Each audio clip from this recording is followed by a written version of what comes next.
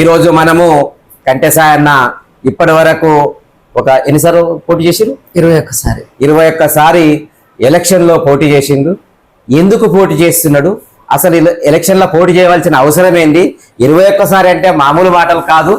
ఇంత సుదీర్ఘమైన అనుభవం ఉంది కాబట్టి మన WY9 టీవీ వాళ్ళ కోసము ప్రత్యేకంగా డాక్టర్ కంటెసాయన్న గారితోటి ఒక చిన్న మాట ముచ్చట.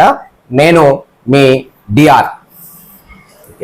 నమస్కారం అండి. నమస్కారం అన్న. సార్, మీరు ఇప్పటి వరకు 21 సార్లు ఎలక్షన్లో పార్టిసిపేషన్ చేసినామంటే మాత్రం మేము ఆశ్చర్యపోతున్నాము. ఎట్లా సాధ్యపడుతుంది? అసలు ఎందుకు మీరు ఈ ఎలక్షన్లో పాల్గొంటున్నారు? దాని గురించి తెలుసుకోవాలని మా ప్రేక్షకుల కోసం చెప్తారా సార్? తప్పకుండా. మీ ప్రేక్షకులందరికీ నమస్కారం. నేను యాక్చువల్లీ రాజకీయాలంటేనే నేను చాలా దూరంగా ఉండేవాడిని. నాకు రాజకీయం అంటే ఇష్టం ఉండేది కాదు ఫస్ట్. కానీ రాజకీయాల్లోకి రావాల్సిన అవసరం ఎందుకు వచ్చింది అని అంటే, నేను వృత్తిరీత్యా వైద్య రంగంలో ఉన్నా. చిన్నప్పటి నుంచి అనేక మంది, అంటే నాకు తెలిసినటువంటి నాలెడ్జ్తోనే చాలా మంది పేదవాళ్లకు ఉచితంగా వైద్యం చేసేవాళ్ళు. అందరు నన్ను 10 రూపాయల డాక్టర్ అనేవాళ్ళు. అంటే 10 రూపాయలకి ఇంజక్షన్, మెడిసిన్, ట్రీట్మెంట్ అన్ని. దాదాపు ఒక 25 సంవత్సరాల నుంచి నేను వైద్య రంగంలో ఉన్నాను. అయితే వికలాంగులకు ఫీజు తీసుకోను, అనాథ పిల్లలకు తీసుకోను, గవర్నమెంట్ స్కూళ్ళలో చదివే పిల్లలకు తీసుకోను, మున్సిపాలిటీ కార్మికులకు తీసుకోను, అలాగే BSF జవాన్లు ఉంటారు ఇక్కడ మన దగ్గర, వాళ్ళకు కూడా ఫీజు తీసుకోకుండా ఉచితంగా వైద్యం చేస్తుంటారు. కానీ నేను ఒక్కడిని ఎంతమందికి సేవ చేయగలుగుతా? ఇంతేకాకుండా 100కు 40 రూపాయలు పేద ప్రజలకు ఖర్చు పెడతానా విద్యా వైద్యం కోసం. అట్లా నేను ఒక్కడిని ఎంతమందికి సేవ చేయగలుగుతా? అసలు ఈ పేదరికానికి, ఈ సమస్యలన్నిటికీ కారణం ఏంటి అని ఆలోచించి, వీటన్నిటికీ కారణం పొలిటికల్ సిస్టమ్ అని నాకు అర్థమైంది. సో ఆ పొలిటికల్ సిస్టమ్ మీదనే PhD చేద్దాం, భారతదేశ రాజకీయ వ్యవస్థ మీదనే PhD చేద్దామని చెప్పేసి పొలిటికల్ సైన్స్లో PG కంప్లీట్ చేశానన్న ఉస్మానియా యూనివర్సిటీలో. అది చదివిన తర్వాత నాకు అర్థమైంది ఇండియన్ పొలిటికల్ సిస్టంలోనే లోపం ఉన్నదని నాకు అర్థమైందన్న. అందుకే ఏ పార్టీకి సంబంధం లేకుండా నేను ఎవరు ఎన్ని ప్రలోభాలకు గురి చేసినా, ఎన్ని రకాలుగా బెదిరించినా, ఏ పదవులు ఇస్తామన్నా, పైసలు ఇస్తామన్నా, వాళ్ళు ఏం చెప్పినా కానీ వినకుండా ఒక ప్రజల మనిషిగా, ప్రజలే నా పార్టీగా భావించి, ప్రజల కోసం ప్రజల తరఫున నిలబడి ఒకవైపు సేవలు చేస్తూ ఇంకొక వైపు రాజకీయాల్లోకి వస్తున్నానన్న. నిజంగానే మీరు అన్నట్లు దాదాపు 21 సారి పోటీ చేశాను.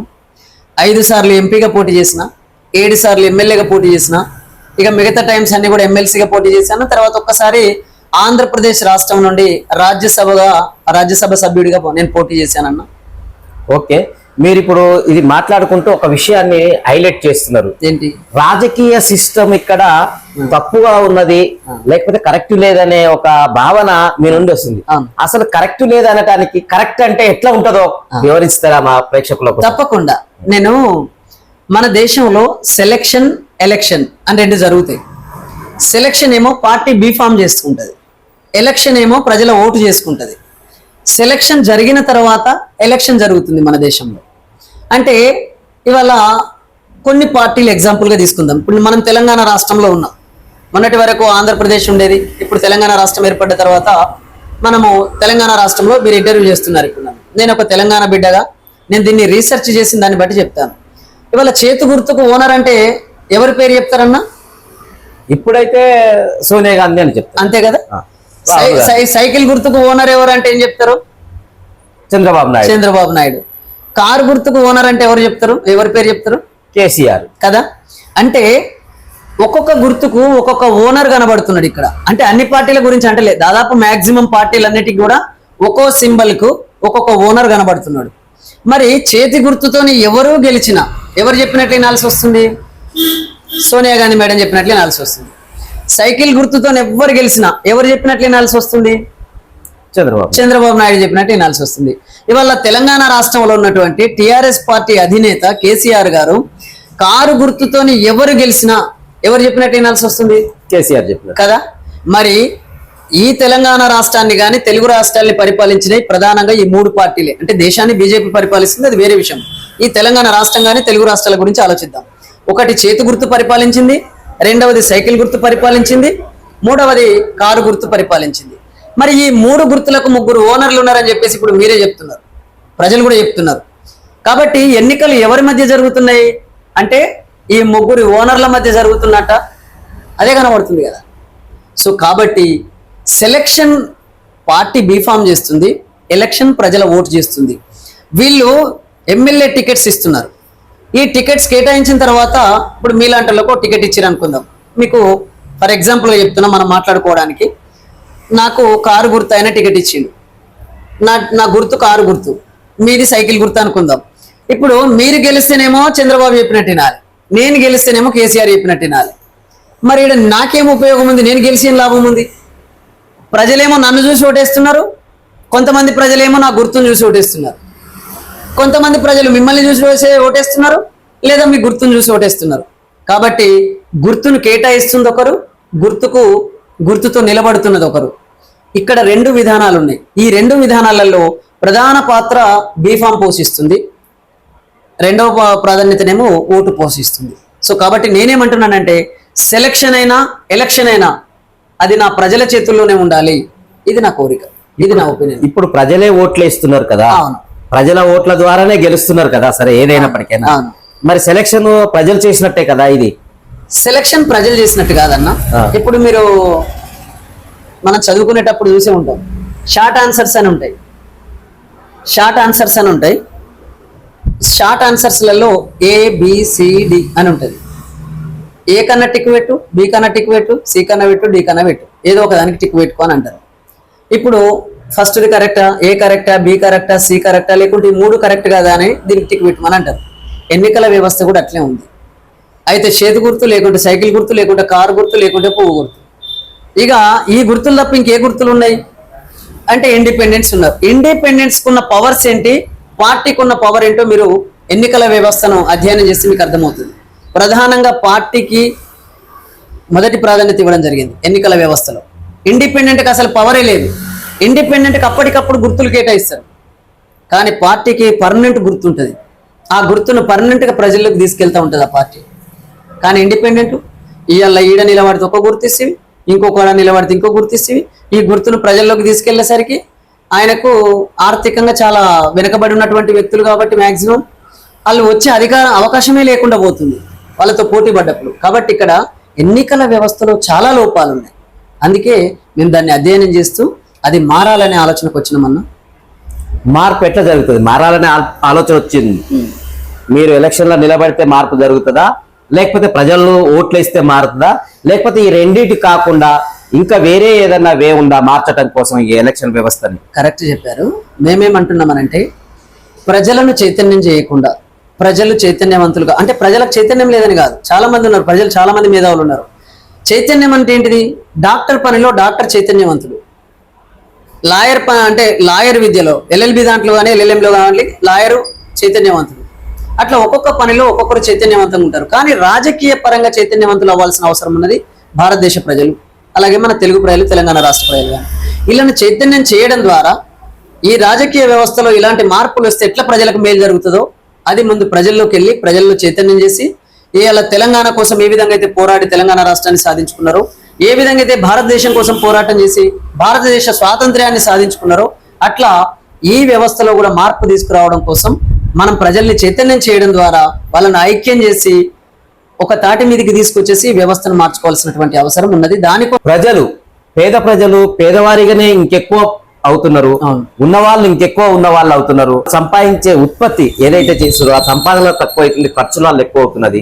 లేకపోతే మీరు అనుకునే సమాజం, లేకపోతే మీరు అనుకునే రాజకీయ మార్పు జరిగితే అది ఎట్లా సాధ్యమైందో చెప్పగలుగుతారా? నిజంగా మీరు ఒక్కసారి ఆలోచించండి, పేద ప్రజలు ఎందుకు పేదవాళ్ళు అవుతున్నారు ఫస్ట్ అది ఆలోచించాలి. ఇప్పుడు నేను ఒక వైద్య రంగంలో ఉన్నాను కాబట్టి ఫస్ట్ ఏం ఆలోచిస్తాం, మనం పేషెంట్కు ప్రాబ్లం ఏంటో తెలుసుకుంటాం. ఆయనకు ఏం రోగం ఉందో తెలుసుకున్న తర్వాత అది తనని అడిగి తెలుసుకోవడం కావచ్చు, లేదా బ్లడ్ టెస్ట్ చేయడం ద్వారా కావచ్చు, స్కానింగ్ చేయడం ద్వారా కావచ్చు, సిటీ స్కానింగ్ కావచ్చు, MRI కావచ్చు. దానికి అనుగుణంగా రకరకాల పరీక్షలు ఉంటాయి, రకరకాల డయాగ్నోసిస్ ఉంటుంది. డయాగ్నోసిస్ చేసిన తర్వాత తనకు ముందు డిసీజ్ ఏందో కనిపెడతాం, జబ్బు ఏందో కనిపెట్టిన తర్వాత దానికి తగిన ట్రీట్మెంట్ ఇవ్వగలుగుతాం. ఇప్పుడు పేదవాళ్ళు మరింత పేదవాళ్ళు అవ్వడానికి కారణం ఏంటి మన దేశంలో అంటే ప్రధానంగా 2 కారణాలు ఉన్నాయి. ఒకటి, వాళ్ళు ఆర్థికంగా శక్తివంతులు కాకుండా చేస్తున్నది ఎవరు? వాళ్ళు చేద్దామంటే ఇప్పుడు మన దేశంలో చాలా మందికి యూత్కు ఉద్యోగాలు లేవు, ఉపాధి అవకాశాలు లేవు, బతుకుదెరువు లేదు, ఆర్థికంగా చాలా చితికిపోతున్నటువంటి పరిస్థితి ఉంది, రోజు రోజుకు దిగజారిపోతున్న పరిస్థితి ఉంది. దీనికి కారణం ఏంటి? దీన్ని ఈ ఉద్యోగ అవకాశాలు కల్పించే శక్తి ఎవరి చేతిలో ఉంటది? పాలకుల చేతిలో ఉంటది. ఉపాధి అవకాశాలు కల్పించాల్సిన ఆ శక్తి సామర్థ్యాలన్నీ ఎవరి దగ్గర ఉంటాయి? పాలకుల చేతుల్లో ఉంటాయి. మరి పాలకులు వీళ్ళకు ఎందుకు శక్తిని కల్పించలేకపోతున్నారు అంటే, వాళ్లకు స్వార్థ రాజకీయాల వల్ల, నేను పోతే నా కొడుకే రావాలి, నా కొడుకు పోతే నా మనవడు రావాలి, ఈ కుటుంబ వారసత్వ రాజకీయాల వల్ల ఈ పరిస్థితులు ఎదురవుతున్నాయి. కాబట్టి రాజకీయ వ్యవస్థలో ఉన్నటువంటి వాళ్ళు కుటుంబ రాజకీయాలు కొనసాగించలేనటువంటి పరిస్థితిని మనం ఇక్కడ తీసుకురావాలి.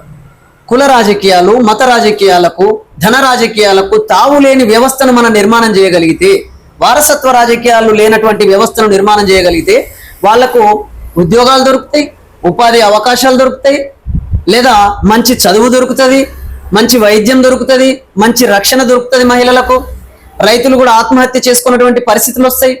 కాబట్టి ఇవన్నిటిని కల్పించేటటువంటి శక్తి సామర్థ్యాలన్నీ కూడా ఈ పాలకుల దగ్గర, ఈ ప్రభుత్వాల చేతుల్లో ఉంటాయన్న. అందుకే మనకు కనబడేదేంది? పేదరికము, పేద ప్రజలు, వాళ్ళ బాధలు, వాళ్ళ కష్టాలు, కన్నీళ్ళే కనబడతాయి. మీరు ఏ నాయకుడిని ఇంటర్వ్యూ చేయండి, మీరు ఏ లీడర్ని ఇంటర్వ్యూ చేయండి, ఏం చెప్తారు? వాళ్ళ పడుతున్న కష్టాల గురించి చెప్తారు, వాళ్ళ కన్నీళ్ళ గురించి చెప్తారు, దాని మీద పాటలల్లిన పాటలు పాడుతూ ఉంటారు. కానీ వీటికి మూల కారణమైనటువంటి రాజకీయ వ్యవస్థ మీద ఎవరు అనాలిసిస్ చేయట్లేదు, ఇప్పటి వరకు ఎవరు చేయలే. అందుకే చేస్తే చేసి ఉండొచ్చు, కానీ నాకు మాత్రం తెలియదు. నేను దాన్ని అధ్యయనం చేసినాక నాకు అర్థమైంది, ఓహో అంటే జబ్బు ఒక దగ్గర ఉంటే మందొక్క దగ్గర పెడుతున్నారు, రోగం ఎట్లా తగ్గుతుంది అన్న? రోగం ఎట్లా తగ్గుతుంది? సో కాబట్టి జబ్బును బట్టి ఏ విధంగా అయితే ట్రీట్మెంట్ ఇస్తామో, ఏ విధంగా అయితే వైద్యం చేస్తామో, అదే విధంగా ఈ పేదరికానికి, మీరన్నట్లు ఈ ఆర్థిక అసమానతలకు, ఈ సామాజిక అసమానతలకు రాజకీయ వ్యవస్థనే కారణమవుతుంది. కాబట్టి ఆ అసమానతలను తొలగించేటటువంటి శక్తి సామర్థ్యాలన్నిటి కూడా, ఆ శక్తి సామర్థ్యాలన్నీ కూడా రాజకీయ వ్యవస్థ చేతిలో ఉన్నాయి. కాబట్టి ఫస్ట్ అక్కడ మార్పు రావాల్సిన అవసరం ఉందని నేను స్టడీ చేసిందన్న. ఇప్పుడు నేను ఈ ప్రాంతంలో చూస్తున్నా యూత్ మొత్తం కూడా మత్తుకు బానిసలై కనపడుతున్నారు. అంటే గుంపులు గుంపులు సాయంత్రము 7 గంటల నుంచి 12 గంటల వరకు కూడా చూస్తే మనుషులు లేని నిర్మాణ ఏరియాలల్లా యువకులు, అంటే యువకులు అంటే అమ్మాయిలు కాదు, అబ్బాయిలు మాత్రమే మత్తులో కనపడుతున్నారు. ఇది మొత్తము ఈ వ్యవస్థకు తెలిసి జరుగుతుందంటారా, లేకపోతే తెలియకుండానే జరుగుతుందా? 100% తెలిసి జరుగుతుందన్న, తెలియకుండా అయితే కాదు. ఈ పరిపాలిస్తున్నటువంటి పాలకులకు తెలుసు, అడ్మినిస్ట్రేషన్ చేస్తున్న ప్రభుత్వ అధికారులకు తెలుసు, జ్యుడిషియరీలో ఉన్నటువంటి న్యాయవాదులకు తెలుసు, మీడియా, మీలాంటి మీడియా మిత్రులకు కూడా తెలుసు, ఇక్కడ ఓటేసుకుంటున్నటువంటి ఓటర్లకు తెలుసు, ఓటు వేయించుకుంటున్నటువంటి పాలకులకు తెలుసు. ఇది అందరికీ తెలుసు. ఎందుకు జరుగుతుంది ఇది అంటే, మనం ఇంతకు ముందే అనుకున్నాం, యువతకు ఉద్యోగాలు, ఉపాధి అవకాశాలు కల్పించాల్సినటువంటి అవసరం, ఆ శక్తి సామర్థ్యాలన్నీ పాలకుల దగ్గర ఉన్నాయన్నాం. అట్లనే యూత్కు చక్కని విద్యను అందించాలి. బాల్యం దశ నుంచే ఏది మంచి ఏది చెడో గనక మీరు స్టార్టింగ్ నుంచే బోధించినట్లయితే వాళ్ళ పక్కదారి ఎందుకు పడతారు? రెండవది, మీరు మత్తుకు బానిసలు అవ్వడానికి గల కారణం ఈజీగా, అంటే గంజాయి కావచ్చు, టొబాకో కావచ్చు, గుట్కాలు కావచ్చు, లేకపోతే రకరకాల మత్తు పదార్థాలు, beer, brandy, whisky, gin, wine, rum, ఇట్లా రకరకాల పేర్లతోని వీటన్నిటికీ లైసెన్స్లు ఇచ్చి, పర్మిషన్లు ఇచ్చి, విచ్చలవిడిగా ఎక్కడ పడితే అక్కడ మత్తు పదార్థాలు అందుబాటులోకి తీసుకొచ్చేసి మీరు ఆ యూత్ మత్తుకు బానిసలు అవుతున్నారు అంటే, అరే అమ్మ దొంగనే దొంగ అరిచినట్టు, దొంగ అని అరిచినట్లున్నది. దొంగతనం చేసినోడే దొంగ అని అరిస్తే కొన్ని అమ్మ దొంగ ఇంకెట్టున్నా పోతుండేమో, పక్కకు పారిపోయిండేమో అని చెప్పేసి ప్రజలంతా అటు చూసిరట. ఎవడు అరుస్తున్నాడు? దొంగతనం చేసేటోడే దొంగ అని అరుస్తున్నాడు. కాబట్టి అవినీతికి పాల్పడుతున్నోడే అవినీతి గురించి మాట్లాడుతుంటే ఇంకా ప్రజలు ఏమని అర్థం చేసుకోవాలి, వాళ్ళు ఏమని ఆలోచించాలి?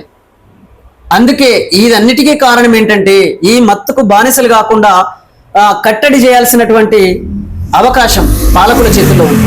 వాళ్ళు ఎందుకు కట్టడి చేయలేకపోతున్నారు అంటే, వీళ్ళు చదువుకొని జ్ఞానవంతులైతే, ఇప్పుడు నేను కొద్దిగా గొప్ప చదువుకున్నా, రాజకీయ వ్యవస్థ మీద PhD చేద్దామని PG చేసిన.